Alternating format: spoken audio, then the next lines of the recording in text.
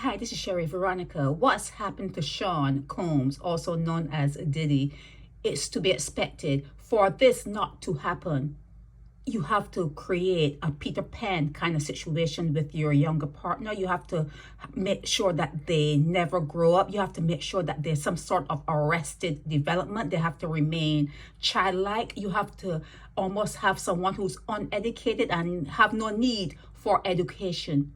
That's what you're going to have to foster when you are in those types of relationships. And how do you do that? How do you keep someone down to the point that they never want to excel?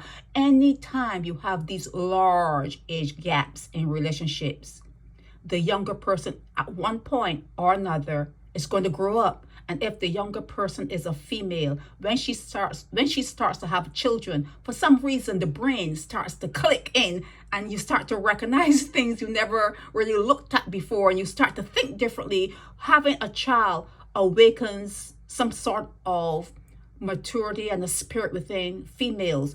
Sean P. Diddy Combs, he must have expected this. He must have expected this. His reputation precedes him. Okay, so like I said, all of those relationships that you see 15, 17, 20, 25, 30, all of those relationships are in a way abuse. You are beating that person up with just your mere experience. You've been on the earth longer. Can you imagine being 20 years older than your partner? That means that when that child was born, you were a 20-year-old. When that child was learning to walk and talk and pull up with one hand to reach things, you were a grown person.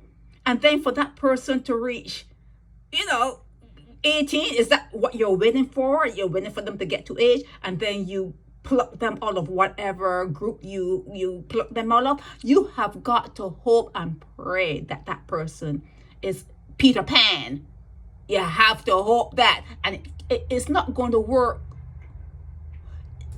How does it work? How does a person never grow up? And when the person does grow up, when that younger person in that coupling does grow up, they will see the abuse. They will understand the abuse. They're going to call it abuse. They're going to call it rape. They're going to call it all kinds of things, because they will see that by mere experience alone, the older person will have taken advantage of them. Just by mere experience alone, that vantage point, or having that advantage, could be, in my opinion, could be looked at as abuse. So don't be surprised by this. And it's going to happen to most, relationships like that. Most relationships that are, that have a huge age gap, the younger person at some point, whether it be pregnancy or whether it be going to college, whether it be hanging out with people who are bright and who are thinkers, you have got to hope and pray that that person does not grow up. And how does that happen? How does it happen? So, like I said, guys are always going to be looking back at your children, and your grandchildren is always going to be happening. So you have to teach your daughters, you have to teach your sons to stand on their own 2 feet. You have to teach young people to look out for themselves and to stand on their own 2 feet. And then you also have to teach them that if someone has a great advantage, whether it be money, whether it be age, whatever it is, that advantage could be abuse.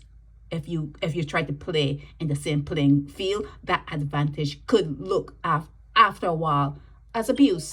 Okay, this is Sherry Veronica.